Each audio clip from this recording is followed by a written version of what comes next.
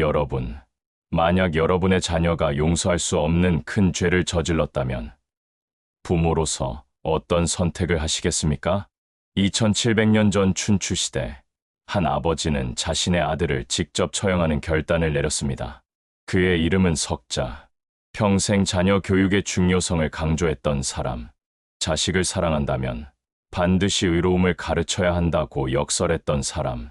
하지만 정작 자신의 아들은 제대로 가르치지 못했고 그 아들은 결국 역적의 공범이 되었습니다. 그리고 석작은 자신의 신념을 지키기 위해 아들의 목숨을 끊었습니다. 이 충격적인 이야기에서 탄생한 사자성어가 바로 대의멸친, 큰 의리를 위해 사적인 친분도 끊는다는 뜻입니다. 오늘은 석작과 석후, 부자의 비극적인 이야기를 통해 우리가 자녀 교육에서 놓치고 있는 본질적인 진리에 대해 이야기해보려 합니다. 과연 석작의 선택은 옳았을까요? 그리고 이 2700년 전 이야기가 오늘날 우리에게 던지는 메시지는 무엇일까요? 지금부터 함께 알아보겠습니다. 춘추시대 위나라에서 일어난 한 사건은 오늘날까지 회자되며 부모와 자녀, 교육과 사랑에 대한 근본적인 질문을 던진다. 석작이라는 대부가 자신의 아들을 직접 처형한 사건, 바로 대의멸친의 유래가 된 이야기다. 대의멸친다 이 의미의 친, 석작과 석후 사건. 사건의 배경, 위나라 환공에게는 적자완, 후의 환공과 서자 주우가 있었다. 주우는 어려서부터 무예를 좋아하고 호전적인 성격이었는데 환공이 이를 우려하여 제지하려 했으나 석작이라는 대신은 이미 그를 총애했으니 제지하기 어렵다며 간언했다. 주우의 반란. 기원전 719년 주우는 환공의 태자완을 시해하고 스스로 군주 자리에 올랐다. 그러나 정당한 절차 없이 왕위를 찬탈했기에 정통성이 없었고 백성들의 지지도 받지 못했다. 주우는 자신의 지위를 공고히 하기 위해 외부의 승인이 필요했다. 석후와 주우의 관계. 석작의 아들 석후는 주우와 친밀한 관계였다. 주우는 석후에게 자신의 군주 지위를 공인받을 방법을 물었고 석후는 아버지 석작에게 조언을 구하러 갔다. 석작의 계략. 석작은 아들에게 이렇게 조언했다. 천하의 종실인 주나라, 천자를 배하라고 주우가 위나라의 제후라는 사실을 인정받으면 민심이 돌아설 것이다. 주나라 왕실과 가까운 진나라를 찾아가 천자를 배할할 수 있도록 다리를 놓아달라는 요청을 하라. 하지만 석작의 조언은 반역 사건의 주범인 주우와 석후를 체포해 처형하려는 계책이었다. 석작은 비밀리에 진나라 제후에게 밀사를 보내 이렇게 전했다. 주우와 석후가 진나라로 갈 것이다. 주우는 군주를 시해한 역적이고 석후는 내 아들이지만 역적과 한패다. 이들을 체포해달라. 사건의 전개. 석작의 조언에 따라 주우와 석후는 즉시 진나라를 향해 길을 떠났다. 진나라에 도착하자마자 두 사람은 진환공에 의해 체포되었다. 석작의 결단, 대의멸친. 석작은 위나라의 사신 우제추를 시켜 주우를 살해하게 했고 자신의 가신 뇌양견을 시켜 석후를 죽이게 했다. 아들을 직접 처형케 한 것이다. 군신간에 지켜야 할 대의를 위해 자신의 자식도 용서하지 않고 극형에 처한 석작의 행동에 대해 춘추자 시전의 저자 좌구명은 대의멸친이라고 높여 칭찬하며 이렇게 말했다. 대의를 위해서는 친족도 살려두지 않는다는 것은 바로 이 같은 일을 두고 하는 말인가. 역사적 의미. 이 사건으로부터 대의멸친, 큰 의리를 위해 사적인 친분을 끊는다는 고사성어가 탄생했다. 이 고사성어는 공적 정의와 사적 감정이 충돌할 때 공의를 우선해야 한다는 유교적 가치관을 보여주는 대표적인 예로 전해져 왔다. 비극의 뿌리 석작이 일찍이 경고했던 것들. 그런데 이 비극적 사건 이전에 석작은 이미 자녀 교육의 중요성을 누구보다 절실히 알고 있었다. 그는 위나라 장공에게 자녀 교육의 핵심 원리를 이렇게 설파했다. 자식을 사랑하면 항상 의로움을 따르도록 가르치고 반드시 요사스럽고 사악한 곳에 빠지지 않도록 이끌어 주어야 하옵니다. 이 말 속에는 부모의 역할에 대한 명확한 정의가 담겨 있다. 부모는 단순히 자녀를 보호하고 물질적 풍요를 제공하는 존재가 아니다. 자녀가 올바른 길을 걸을 수 있도록 방향을 제시하고 잘못된 길로 빠지지 않도록 끊임없이 경계해야 하는 인생의 안내자다. 석작은 주우가 어려서부터 호전적인 성격을 보일 때 이미 환공에게 경고했다. 이미 그를 총애했으니 제지하기 어렵다는 그의 말은 단순한 체념이 아니었다. 교육의 적기를 놓쳤을 때 얼마나 무서운 결과가 초래되는지를 예견한 통찰이었다. 맹목적 사랑이 낳는 4가지 해야. 석작은 부모의 사랑이 지나쳐 제대로 가르치지 않고 자녀의 요구를 무조건 들어줄 경우 4가지 큰 해악이 생긴다고 경고했다. 첫째, 교만함. 자신이 원하는 것을 언제나 얻을 수 있다고 생각하는 아이는 세상이 자기 중심으로 돌아간다고 착각한다. 이런 교만함은 타인에 대한 존중을 잃게 만들고 결국 사회에서 고립되는 결과를 초래한다. 주우가 정당한 절차 없이 왕위를 찬탈한 것도 이러한 교만함의 극단적 표현이었다. 둘째, 사치스러움. 절제를 배우지 못한 아이는 욕망의 노예가 된다. 더 많이, 더 화려하게, 더 빠르게 소비하려는 욕구는 결코 채워지지 않으며 이는 물질만능주의와 허영심으로 이어진다. 셋째, 음란함. 도덕적 기준 없이 자란 아이는 쾌락과 만족을 구분하지 못한다. 순간의 즐거움을 추구하다 인생의 본질적 가치를 놓치게 된다. 넷째, 방탕함. 자기 통제력을 기르지 못한 아이는 게으름과 무절제의 늪에 빠진다. 노력의 가치를 모르고 책임을 회피하며 결국 스스로의 삶을 황폐화시킨다.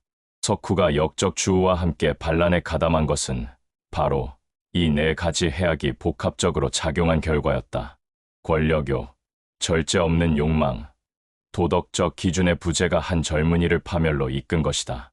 아직 어려서 모른다는 위험한 착각. 많은 부모들이 이렇게 말한다. 아직 어려서 알지 못하는 것일 뿐이다. 더 커서 가르쳐도 늦지 않다. 석작은 이러한 생각을 신랄하게 비판했다. 그는 2가지 비유로 이 어리석음을 지적했다. 쓸모없는 나무의 비유. 작은 싹을 자르는 것은 쉽다. 하지만 한 아름이나 되는 큰 나무를 베는 것은 얼마나 어려운 일인가. 잘못된 습관과 태도는 어릴 때 바로잡기는 쉽지만 그것이 굳어져 성격이 되고 인생의 패턴이 되면 바꾸기가 거의 불가능하다. 환공이 주우의 호전적 성격을 어려서부터 보았지만 이미 총애했으니 라는 이유로 제대로 제지하지 못한 것이 바로 이 경우다. 어린 싹일 때 바로 잡았다면 비극을 막을 수 있었을 것이다.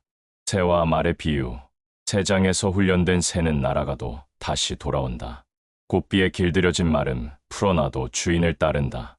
하지만 처음부터 제멋대로 날고 뛰게 한 새와 말을 어떻게 다시 잡아 훈련할 수 있겠는가? 석후 역시 마찬가지였다. 주우와 친밀한 관계를 맺고 잘못된 길로 들어서기 시작했을 때 이미 그를 바른 길로 돌리기는 어려웠다. 교육의 적기를 놓치면 회복 불가능한 상황에 이를 수 있다는 무서운 경고다. 석작의 선택을 어떻게 이해할 것인가? 현대인의 상식으로는 석작의 행동을 쉽게 받아들이기 어렵다. 아무리 큰 죄를 지었다 해도 자식의 목숨을 아버지가 직접 끊는다는 것은 인륜에 어긋나는 것처럼 보인다. 하지만 석작의 입장에서 생각해보면 다른 해석이 가능하다. 그는 평생 교육의 중요성을 강조했던 사람이다. 자식을 사랑하면 의로움을 가르치고 어릴 때부터 바른 길로 인도해야 한다고 역설했던 사람이다. 그런데 정작 자신의 아들은 제대로 가르치지 못했다. 석후가 주우와 가까이 지내며 잘못된 길로 들어서는 것을 막지 못했다. 그 결과 아들은 역적의 공범이 되었다. 석작에게 남은 선택은 무엇이었을까? 아들을 살려두면 그는 계속 역적으로 도망다니며 더 큰 죄를 짓고 더 많은 사람을 해치며 더 비참한 최후를 맞이할 것이었다. 석작은 아들이 더 이상 위태롭고 욕되고 어지럽고 스스로를 망치는 길로 나아가지 못하도록 막았다. 이것은 석작에게 아들에 대한 최후의 사랑이었다. 제대로 가르치지 못한 아버지로서의 책임을 지는 동시에 아들이 더 큰 죄악 속에서 헤매지 않도록 끝을 내준 것이다. 현대 사회에 주는 교훈. 석작의 이야기는 오늘날 우리에게 무엇을 말해주는가? 첫째, 진정한 사랑은 가르침을 포함한다. 자녀를 사랑한다는 이유로 모든 것을 허용하고 방임하는 것은 사랑이 아니다. 옳고 그름을 분명히 가르치고 잘못된 행동에는 단호히 대처하는 것이 진정한 사랑이다. 환공이 주우를 총애하면서도 그의 호전적 성격을 제대로 다스리지 못한 것이 비극의 시작이었다. 둘째, 교육의 적기를 놓치지 말아야 한다. 나중에 가르쳐도 된다는 생각은 위험하다. 어릴 때 형성된 습관과 가치관은 평생을 좌우한다. 어린 싹일 때 바로잡아야 한다. 석작 자신이 이를 가장 잘 알고 있었지만 정작 자신의 아들에게는 적용하지 못했다는 것이 아이러니다. 셋째, 부모는 원칙을 지켜야 한다. 자녀에 대한 사랑이 원칙을 흐리게 해서는 안 된다. 잘못된 행동에는 일관되게 대응해야 하며 감정에 휩쓸려 원칙을 포기해서는 안 된다. 석작의 극단적 선택은 원칙을 지키는 것이 얼마나 고통스러운 일인지를 보여준다. 넷째, 사회적 가치를 가르쳐야 한다. 자녀는 가정 안에서만 사는 것이 아니라 사회 구성원으로 살아간다. 개인의 욕구만큼이나 공동체의 가치, 사회적 책임을 가르쳐야 한다. 주우와 석후는 자신들의 욕망만 추구하다 공동체 전체를 위기로 몰아넣었다. 에필로그 비극에서 배우는 지혜. 석작과 석후, 부자의 이야기는 비극이다. 하지만 이 비극은 우리에게 소중한 교훈을 남겼다. 자녀 교육에서 가장 중요한 것은 무조건적인 허용이 아니라 올바른 방향 제시다. 사랑한다면 가르쳐야 하고 가르친다면 일관되게 원칙을 지켜야 한다. 오늘날 많은 부모들이 자녀에게 노노라고 말하기를 두려워한다. 자녀가 상처받을까, 자존감이 떨어질까 걱정한다. 하지만 진정한 상처는 옳고 그름을 배우지 못한 채 세상에 나가 좌절하고 실패를 반복하는 데서 온다. 석작의 극단적인 선택을 따라 할 필요는 없다. 하지만 그가 평생 강조했던 교육의 원칙, 즉 자식을 사랑하면 의로움을 가르치고 어릴 때부터 바른 길로 인도하라는 가르침은 여전히 유효하다.